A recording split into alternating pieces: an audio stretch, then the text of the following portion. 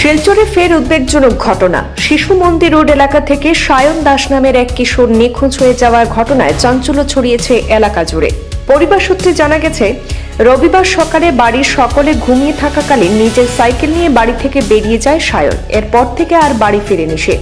দীর্ঘ সময় পেরিয়ে গেলেও ফিরে না আসায় পরিবারের সদস্যরা প্রথমে আত্মীয়স্বজন এবং পরে বন্ধুদের বাড়িতে খোঁজ খবর নেন, কিন্তু অনেক খোঁজাখুঁজির পরেও তার কোনো সন্ধান পাওয়া যায়নি।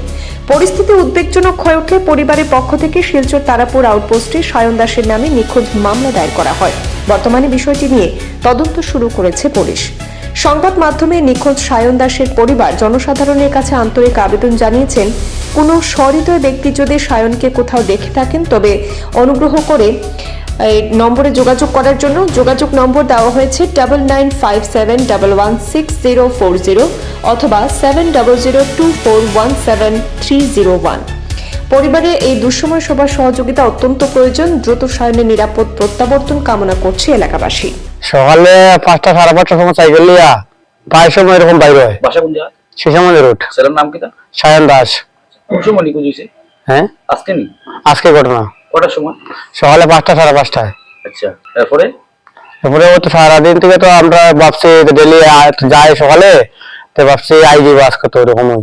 তো এখন তো আমরা আর কোনো জানাই, পরে দেখা যায় সন্ধ্যার সময় দোকান থেকে ঘরে গেছি, ঘরে যাওয়ার পরে কখন কিন্তু আইসে না।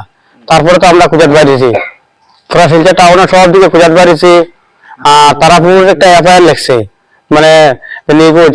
হ্যাঁ, তারপরে এখন এদিকে আমরা আসামের এদিকে আউটপোস্ট আইসে আমরা আবার ইয়ে করছি। হ্যাঁ, করছি আত্মীয় সব একদম সব ইয়ে করলেছি, কোনো আত্মীয়তা মানে গেছে না। এখন পর্যন্ত কিছু পাইছেন না। ছেলে কি পড়িয়া বাইছিল? হ্যাঁ, ছেলে কি লিয়া বাইছিল? সাইকেল লিয়া বাইছে। আর শার্ট প্যান্ট কি বলছেন? শার্ট প্যান্ট আজকে আমি ঘুম থেকে ওটাই মানে আমি পাইছি না। আমি 5টা 5:30টার সময় যে বাইরেছি, আমি যখন ঘুম থেকে উঠছি তারা পাওয়া গেছে না।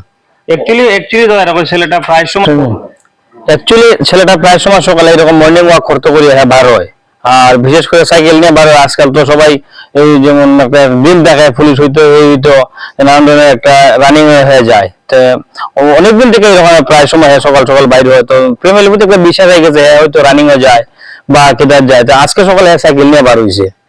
তো বার হওয়ার পরে তো অনেক সময় ভাবছে 8টা 9টা স্কুল টাইম হয়ে ঘরে আইবো বা আইবো, এরকম একটা ছেলে মানুষ তো ভাবছে বন্ধুর বাড়িতে আইবো।